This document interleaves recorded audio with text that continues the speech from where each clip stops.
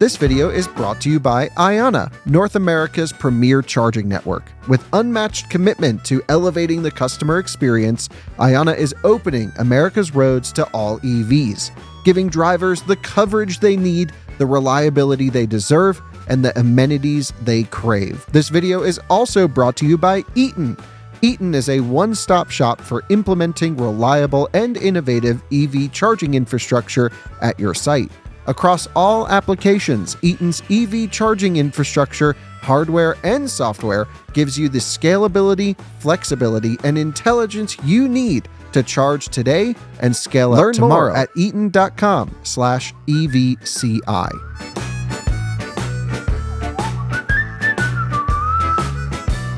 Hello and welcome to another Out of Spec Reviews video. Welcome to the first generation Toyota RAV4 EV. This is an electric crossover from almost 25 years ago. Think Tesla Model Y, Hyundai Ioniq 5, upcoming Rivian R2. This is what sparked all the excitement. Okay, maybe it's not what sparked all the excitement, but I do love weird and old and just interesting cars in general. And yes, this is my RAV4 EV. Now, I've shown you guys this on some of my other channels, such as Out of Spec Motoring and our Out of Spec Renew channel, but I've never shown you this on our Out of Spec Reviews channel. And that's because it didn't work. I bought it dead, but we have restored it. And it actually drives great now. I've only driven it around the block, so we're gonna drive it for a long day commute today. I've got it charged up to 100%. We're gonna see what we can do with it. So join me as we drive my Toyota RAV4 EV, kind of for the first time.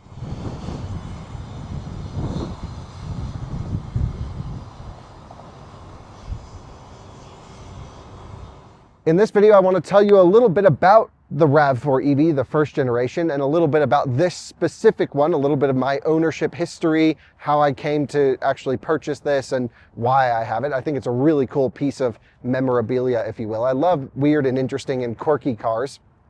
And I guess let's start with how I purchased this before we get into anything else. I've always been aware of the RAV4 EV first generation. They're incredibly rare. There was very, very few of them ever sold to the public. I think right around 350 units were actually sold to non-fleets in the US. And I spotted one a few years ago in Santa Monica, and it was so cool. I remember stopping, getting out of the car, taking a picture of it, thinking, wow, this would be such a cool piece of EV history to have one day. And the way you can really spot the electric RAV4-ness is, of course, all the graphics, but some of them don't have the graphics anymore. This one thankfully does, but you can always tell because they have this little breather ports on the left and right side of the back of the vehicle. That is the dead giveaway that you can see. There's other little telltales around, but this is the dead giveaway that you've spotted a first generation RAV4 EV. And in total, I believe Toyota built around 1,500 of these or so, just under for the entire production run. But most were, actually, maybe it was around 2,000 for the world. 1,400 or 1,500 came to the US. About 400 went to Japan. Most were sold to fleets, power companies, I don't know, other government company, areas, stuff like that, as sort of testing vehicles. It was in the early days of testing. And this particular one is of the later generation, where right at the end of the run, before the project was canceled, they ended up selling a few off to customers who had high demand for it. And they didn't end up selling even all of the ones that they had demand for. So originally they sold 350 or so private sale. Technically there were leases, and then you had the option to buy it out of the lease. How many people actually went through and purchased them off lease, I'm not sure. As far as I'm aware, most of the fleet ones were purchased back by Toyota or went back off lease and were all dismantled and crushed and never lived a second life. So there's very, very few of these left in existence. I would say maybe between 50 and 100 of them surviving, somewhere around there. So when I saw a Craigslist ad for this pop up, I thought, damn, we got to get it. And I can't remember exactly the numbers, it's been so long, but I think it was $4,000 for two of them, non-running, but they came with the Magna chargers. And this was the one, or maybe it was 2,000, I don't remember. It was either 2 or 4 grand. It's in one of the videos, but not an incredible amount of money for something that's really cool. And it was right around the time that we were thinking about starting Out of Spec Renew, which is all focused on repurposing of electric cars, recycling them if they can't be, learn how to recycle them properly if they can't be put back on the road, but also repowering and restoring classic, weird electric cars, stuff like this. And maybe in the future we can get our hands on like an S10 electric or a Ford Ranger EV, or maybe my dream one day is to get an EV1, actually put a powertrain in one, because I don't think there's any left with original powertrains, and actually get it running. That would be just such an amazing thing to have. So I thought this would make a cool series on the videos for those channels, and I went down and purchased one. Now, I originally thought I might be able to squeeze both of them onto my trailer, but it really didn't work. I could only fit one on there at a time, and I thought, okay, I'll pop back down to Austin. She didn't seem like she was in much of a rush, and then I kind of forgot about it. So I have one now, but now that I'm filming this, I got to go and get the second RAV4 EV, which is more of a parts car. That one I don't think has run for a long time, but it's just nice to have the parts on hand, and we'll see what we end up doing with that. So that's how I purchased this. We got it up here, of course, by towing it up, and then we sent it to Out of Spec Renew. Now that is a sister channel, part of the Out of Spec collection of channels that is all focused again on repowering these. And Declan, who you'll see on the channel occasionally, Alex is our main presenter, but Declan you'll see a bunch throughout videos as well, was up here on his summer break from school and actually was able to revive our RAV4 EV and did a whole series on it and brought it back to life pretty easily, I would say. What happened was the battery pack voltage somehow dropped so low that the onboard charger would no longer wake it up and charge the battery pack. So he kind of like just bypassed the onboard charger, a little sketchy, strung charge it right off the main contactors, brought it up just enough where the onboard charger would then wake up, and now it's been fine and it's been really good. So that happened, then it kind of sat around here for a few months, and I finally got around to registering it. Had to go to DMV and did a big run for all the cars and stuff. And I, of course, had to get it VIN verified because I bought it out of state, brought it to DMV, paid the thing, and now it's road ready, registered, and I've just topped it up to 100%, and it's my time to drive it. I'm going to tell you a little bit more about the RAV4 EV, such as how you charge it. Come on over here, Alyssa. I want to show everyone inside the cab. There's a fuel door release button that I can show you. So if you can pop on over here. Inside, you'll see the interior is pretty nice, by the way. We have these cool, very 90s style seats. Even though this one was built in 2002, it still feels very 90s in here, because this was again, the first generation of these. There was a second generation RAV4 EV. I'll tell you about that in a minute. But you can see it's got a HVAC system, first series production vehicle with a heat pump. How cool is that? And I'll show you in the hood. There's some other cool stuff. But to charge it, what I do is I come down here and click this charge release button. There's also a whole charge controller down here where I can set the time of day that I want to charge everything with, which is great if you want to charge off peak. And if you come around here to the front, I can show you the flap. This door opens up, and then I can insert the J1773 Magna charger, which is I can actually show you. It's in the back of the Cybertruck over here. It's a inductive AC charger. It has a 6.6 kilowatt onboard charger, around 30 amps or so, and it pulls that almost all the way up to 100%. And you can see how I have been charging it is off the NEMA 1450 here of the Cybertruck. So we've got the NEMA 1450 plug end on the end of my Magna charger right here, and we've just sort of retrofitted that. Then you can come around, pull out this, which is J1773. These are super rare and hard to find. This just slides into the port. It's still hot because I just charged it up to 100%. And that's all it takes. It's super cool. Love it. So I'm glad that I have a Magna charger. Those are really cool. And I'm glad I have a RAV4 EV that takes it.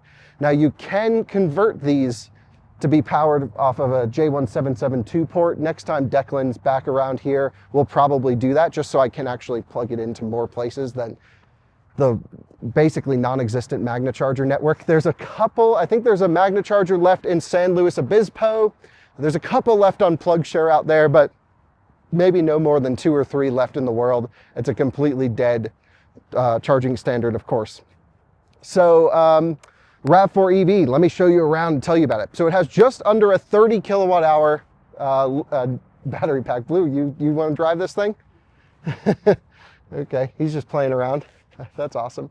So it has like a 28 kilowatt hour or so nickel metal hydride battery pack, which is interesting because you don't really care for it like you do a traditional NMC or LFP battery pack. This thing actually loves deep charges and deep discharges. In fact, I can say that's true because this thing has sat around for a little while, probably around 40 or 50% state of charge. And when I drove it to get VIN verified the other day, I just had to drive it to the place, which is right across the street from our hub. And it actually died on me a few times, even though it was indicating, somewhere middle state of charge. And that's indicative of probably a weak cell or a weak cell group in the battery pack, something to be expected after 25 years. And I think it's just over 20,000 miles on the odometer on this one. But what I ended up doing was coming over here today, I full charged it, ran it down a little bit, brought it back to 100%. Each time I'm getting more range out of it, more performance, getting higher voltage out of the battery. And I talked to my buddy Alex, who's our main presenter on Spec Renew, and he's like, dude, you have to fully charge it, get it as close to zero as you can, fully charge it, and that's the best way to almost regain capacity. Of course, the cells will never come back 100%. They're 25-year-old cells. I don't even think Toyota thought that their battery pack could last more than 5 or 10 years when they produced this car, but here it still is on the original battery pack. The previous owner said there was never anything major done to the battery on this vehicle. It's the original powertrain, which is really cool. Powering this is a permanent magnet electric motor, 0 to 60 in, I think, 18 seconds is what it's rated for. Between 12 and 18 seconds is pretty slow. I'm going to pop the hood so I can show you what's going on under here. And what's cool is this was before the age of a huge supply base of power electronics for braking systems or steering systems. So this actually uses, if I know where the hood release is on this thing, right here. This actually uses electric mechanical solutions for the braking system. It has an electric motor that drives the vacuum pump, for example, for the brakes, rather than using like an eye booster or something. It has basically a power takeoff spun by another electric motor to, through a belt, spin the power steering pump. So it sounds like it has hydraulic power steering because it does have hydraulic power steering. And here's where you fill up your power steering fluid. So I just think that's so crazy how there's no e-pass on this. It uses hydraulic steering because it's before the time of those.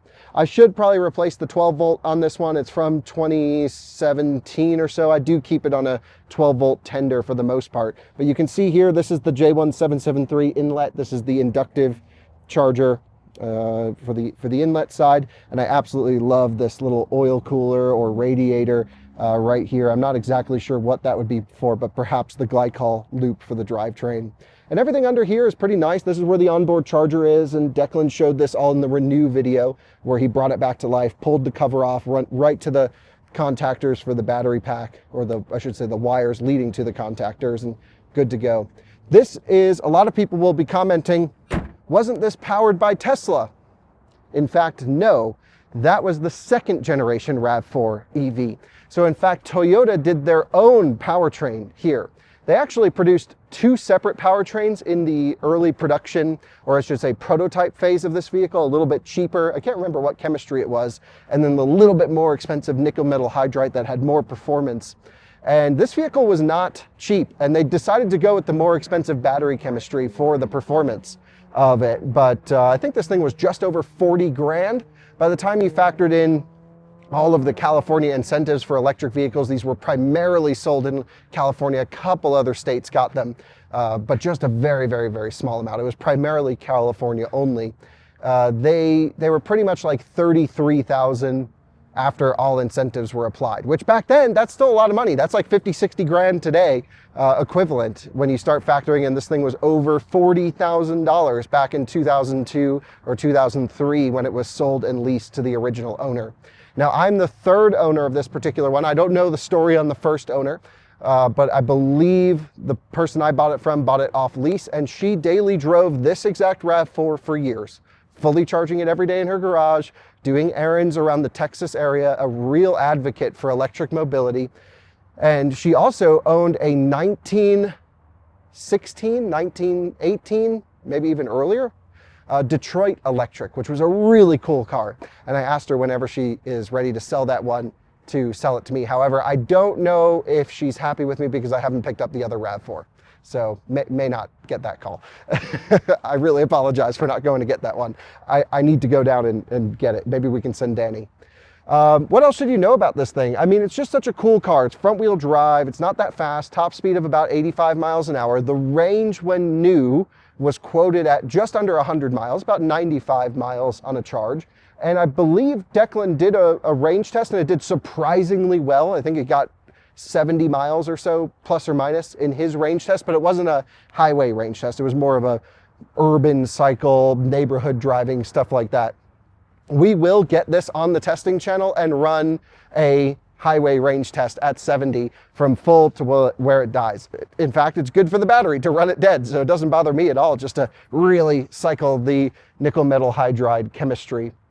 With all that said, I think it's time to take it for a drive. We'll go cruise. I'll tell you a little bit more about my plans for this, maybe some other electric vehicles, and of course, I will give all the shout outs to our Out of Spec Renew channel, where we have purchased a bunch of electric vehicles for that channel. Just most recently, I bought 2 Mitsubishi i-MiEVs that were both dead, and now they're both half not dead and on their way to completely working. Actually, Alex sent me a video today of one of them driving around. He was out cruising on the street with them, which is so cool. So our whole goal with Out of Spec Renew is to find really cool electric cars from the past, preserve them. Also, to find cool combustion cars from the past that were not necessarily known for their powertrain and convert them to electric, but then also recycle them when there's really no hope left. So we have a huge sort of reduce, reuse, recycle methodology for that channel, and I think a lot of you guys will resonate with that, as do I, and it's one of my favorite channels that we have at the moment.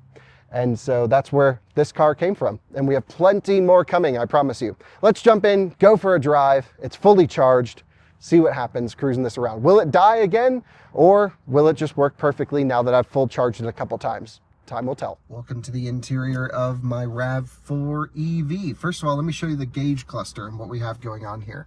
So we have my speedometer. On the left, we have 22,033 miles. We have 98 miles since it was last reset. That's pretty much all the mileage we've put on this over the last year or year and a half in the process of getting it up and running and testing it. We also have our battery fueling gauge, which when I put the key in and start it up, you'll see contactors will click. We are charged way up to 100. Our voltage is quite high, and we also have a ready symbol on there. This one is towards the later cars. Again, this was probably sold in that batch of 340 that were sold to private non-fleets, and it actually came with heated seats, which I'm not sure if they work or not. Another thing we're going to try is actually we'll kick on the air conditioning system. We'll click this button, and you can see AC is on right there. Probably should replace the cabin filter, so I'm not going to have that blowing in my face. But it does have a heat pump, which is really cool. So it's both for heating and cooling using the same unit up there. Electric mirror controls, actually has tire pressure monitoring system as well, probably early days of TPMS. I mean, that was from the 80s, right? With the Porsche 959 was the first car with TPMS, but this is such a weird and random car to offer that. So I think that's kind of cool. We also have a CD player, which I'm not sure if any of this still works. Let's see. Whoa, the speakers do work. What the heck? Can we get a little something going on here? A little seat. There we go. Who would have thought? That's awesome. I don't see any pop-up antenna or something like that. I do think maybe there's one in the back. I'm not sure. And here we have our park reverse neutral drive and B for braking. So it's not the Prindle, it's the Prind B. And this is essentially like high regen mode. So as you lift off the accelerator pedal, it will go into a regen state. I'm really curious to see what happens here at 100% state of charge. It's a non-smoker car, just smells clean in here, which is great. So let's go foot on the brake into drive to start. Roll up the power windows. And we're off for a drive. Alyssa, you have been with me now twice in this car where we've broken down? Well, it was just once in the car, but we broke down, I think actually 3 times. Yeah. In that one drive. I just think there's a weak cell group in here, which is not unusual. And if they hit bottom voltage, it just shuts off the high voltage system. So now that we've full charged it, maybe we can, sort of whack them into place, essentially. Yeah. We'll keep our fingers crossed, but I'm going to go, B mode, no regen at 100%. So we really are at 100%. And what we're going to do is get on the accelerator pedal, and get up to speed. You have to think that this was probably built for California mandates. No question it was. There was this whole time period in the late 90s and early 2000s where there was that first initial wave of really usable electric cars, I would say. Of course, there were the ones in the early 1900s, like the Detroits and Bakers and others. This was really the second wave of electric offerings that came out. And Toyota actually built more than the mandate suggested. So they overproduced compared to what they had to do to fall within line of whatever regulation that was at the time. And the only reason they actually stopped production on these was, as far as we can tell, we do have some regen back. Just got a little action going on there where I can get some regen off throttle, which is pretty cool.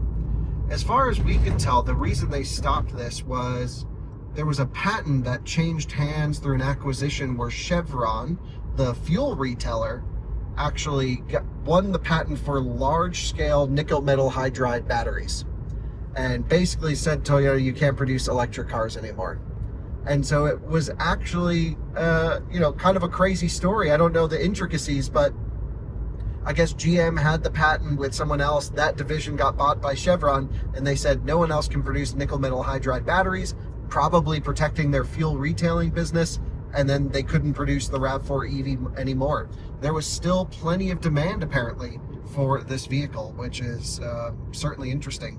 We're actually getting some regen as we come up here to the stop sign, feeling really nice. The one thing about the braking mode that I will comment on is there's no point of coasting. So you're either on throttle or regen, and it's really hard to find a neutral point. In fact, there is no neutral point. So I think it's intended mostly just for like going down steep grades to hold you back. Now, what we're gonna do is we're gonna cross over into a high speed zone up ahead, and I'm gonna give everyone a 0 to 60 mile an hour run. You ready for this, Alyssa? I'm ready for the heat. It's gonna be blisteringly fast. No one's around us at the moment. If they were, they would get spun off the face of the earth. So, are we ready? We have a little downhill, but then it goes uphill. Should I power brake it? Yeah. 3, 2, 1, go. You can hear that electric permanent magnet motor working away, very smooth, very silent. I'm absolutely floored. Our voltage has come down on the gauge a little bit. We're at 45 miles an hour now.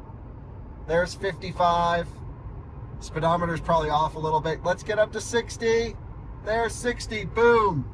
And we might still be a bit under 60 because I don't think the speedometer is totally calibrated. But it's just an intention to give you an idea of how not sporty this was. But I still wouldn't say, heated seat works really well. I still wouldn't say it feels slow, Alyssa. No. It's totally serviceable to get up to speed and match with the flow of traffic and cruising along here. I mean, we've been in so many other electric cars, even new Toyotas, that don't have as good of powertrain tuning as this, which is really interesting to think. The ride is super nice. I'm sure the dampers are shot after all these years, but it rides smooth. It's just a really nice car, and it's a nice size. If you look out the front, you can see this is the size of what, a Model Y equivalent would have been back in the day. And so I think it's such a cool car, and the fact that it's held the test of time. Really, the only issue we had with it was I bet the woman I bought it from would still be daily driving it if it didn't hit bottom pack voltage, and for whatever reason, maybe she didn't plug it in and there was some phantom drain, or I'm not sure what happened.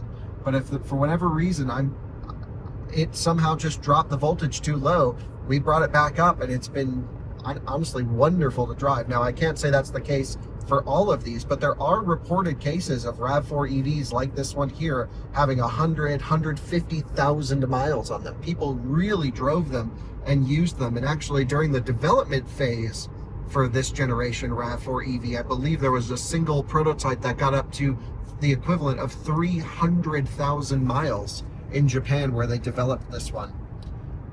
So essentially, they were stopped and blocked from making more nickel metal hydride batteries. They couldn't produce this car anymore. So we need to talk about what happened afterwards. What was the genesis of this vehicle? And do you know, Alyssa, what came after this?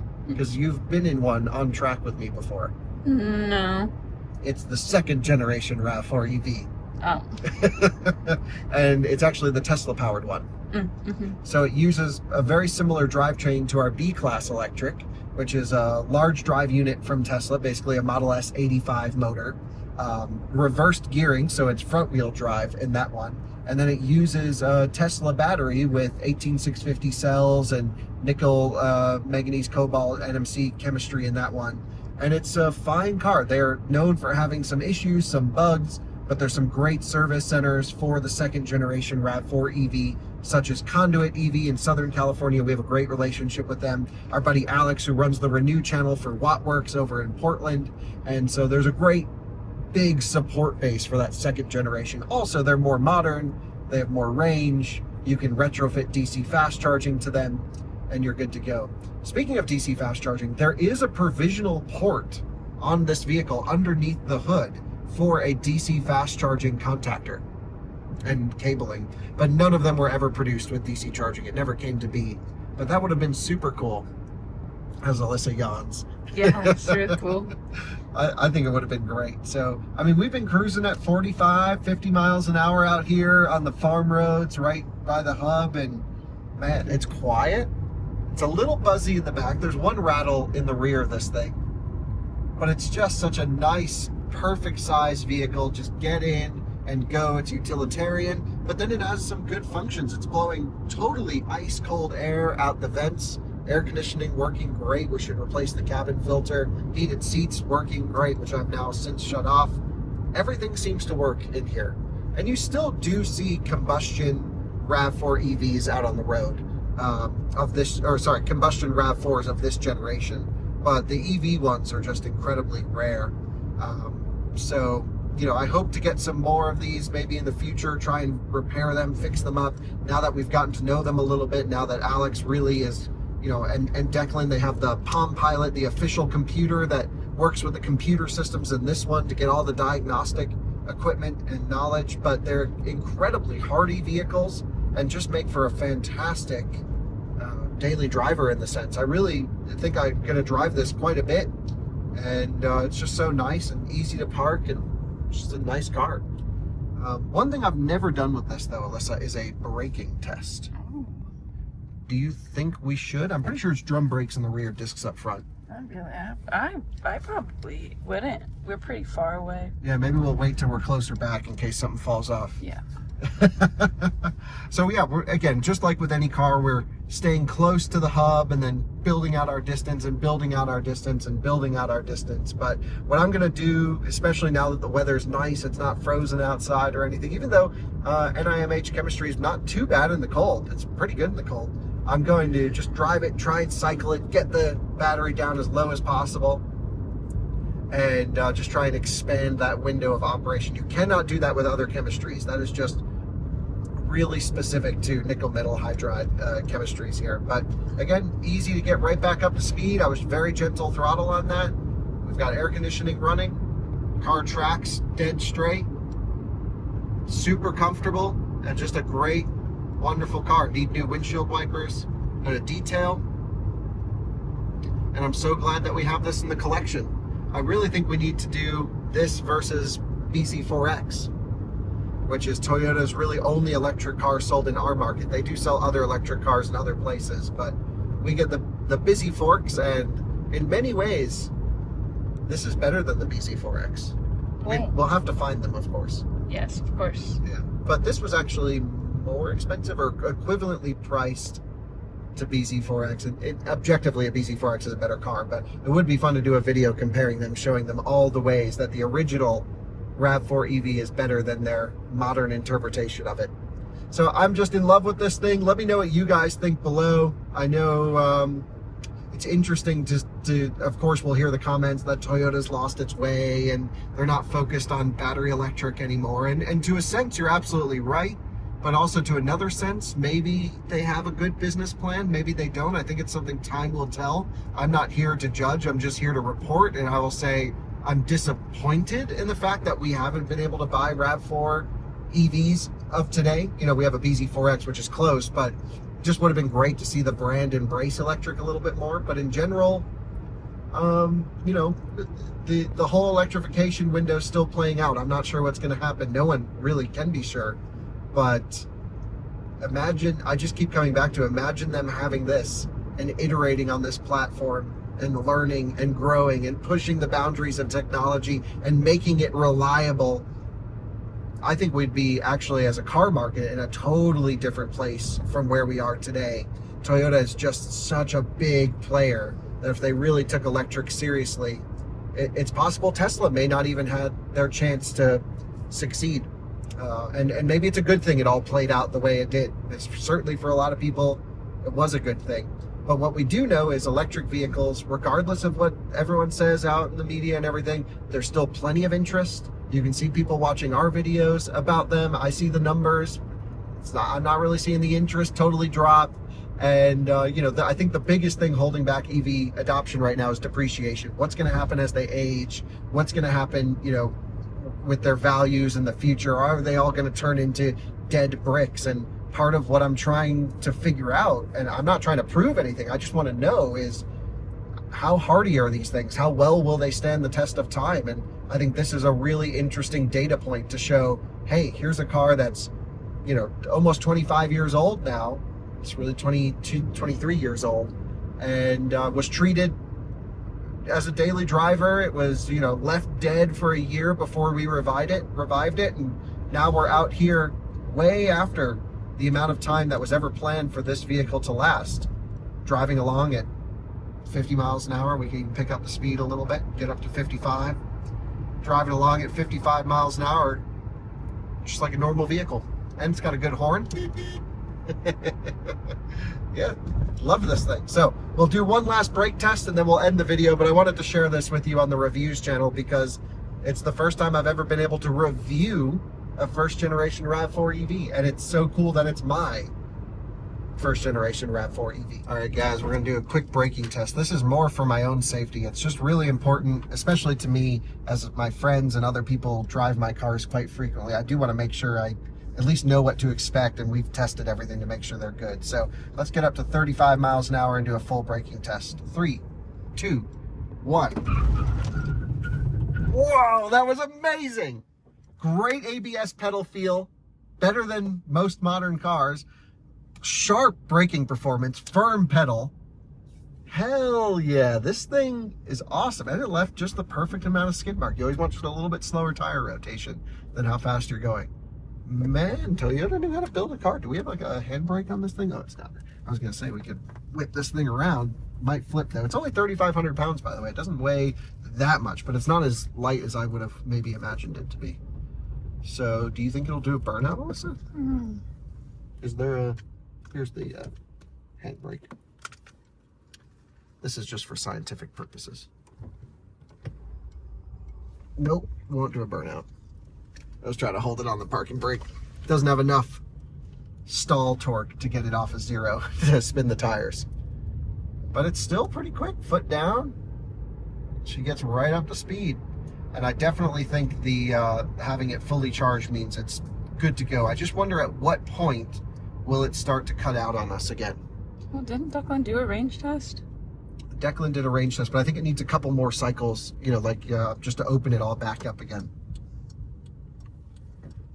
So, because it was sitting for a little while. Anyway, I'm going to drive this around quite a bit. Really love it. Perfect size. Love the tech, heat pump tech. Toyota, man, as an enthusiast, I wish they would have continued down this path, but from a business case, I can see both sides. I'm sure our viewers, no one has had a lack of an opinion on this topic, but no question, Toyota built a really good electric car from years ago, and it still runs today. And if you live in the Colorado area, maybe you'll see me driving it around sometime. So thanks so much for watching this Out of Spec Reviews video. Alyssa, I'll leave you with any final thoughts on the old RAV4 EV. Well, I'm happy that it didn't stop working like it did last time, and it feels really sound, honestly. Yeah, it does feel great. Yeah, and it doesn't stink, which is great. You think you'll ever drive it around? No. Really? No, I'm good with my cars. They're comfortable, have massaging seats, and I know what asses have been in it, so I'm better with that. Okay, well, I'm gonna charge this back up to 100%, then keep driving it the rest of the day. And of course, I'll report back on the Out of Spec podcast channel where I'll give a bunch of updates. And next time we dig into what's going on with the cells will be on the Out of Spec Renew channel. So this is part of the permanent fleet. This one we're not going to get rid of, but we may get some other RAV4 EVs that might be dead in, fix them, and then either give them away or sell them at a very cheap rate to some of our viewers. So we've got some cool stuff coming. If that's a hint of it, stay tuned. We want to preserve as many of these old electric cars as possible. Thanks for watching. Bye-bye. I just took it out for a hard blast, and I can hear the fans in here going. So maybe it's an air-cooled battery pack. Maybe someone knows. I'm not a total expert on the thermal systems of the RAV4 EV. I could probably call Declan and ask him. But I just parked it up here, and the fan in here started ripping. And on this side. So this feels like maybe intake air, and this feels like exhaust air, perhaps. Could be, don't know, but very cool. Whatever just happened, it definitely we triggered something good. Love to see it. Oh, and I realized I never showed you in the back trunk. I do have just a temporary plate, but let me know what you guys think I should get as my main plate. What should we do? Anything fun? Should we do RAV4 EV? Anything fun? We got to bolt that seat down. This was a known thing that it just wasn't bolted in place for the rear seats. But I might just take the whole back seats out and make this thing like a little cargo place for when I haul the dogs around. There's no official dog mode in this, but because it uses a key, it won't ever shut off with the AC running. And there's just a couple little accessories from in here. This was what she had over her rear view mirror so she could see out a little bit better. And yeah, not exactly sure what all this is, but definitely loving it. Needs a full detail. We'll get it all cleaned up now that it's running, and I'm going to be driving this thing a bunch. I think it's such a cool piece of machinery. And now that we're done with the drive, Alyssa hit the fuel cap inside. That pops this open. We can take our MagnaCharge. You can see an NEMA 1450 connection. What's interesting about J1773 is this actually communicates battery state of charge, unlike J1772 or even the NACS communication doesn't feed it back to the EVSE. Where here on the EVSE, I can see the state of charge of the high voltage battery pack in the RAV4 right here, which is so cool. So I'm thrilled that I have one of these. I have a couple more of these coming because they're really, you just can't get any more of, J1773 equipment at all. So very thrilled that we'll have a couple as backups. And we'll have one installed here at the hub, which will be super neat. And there we are, charging up the RAV4 after the drive.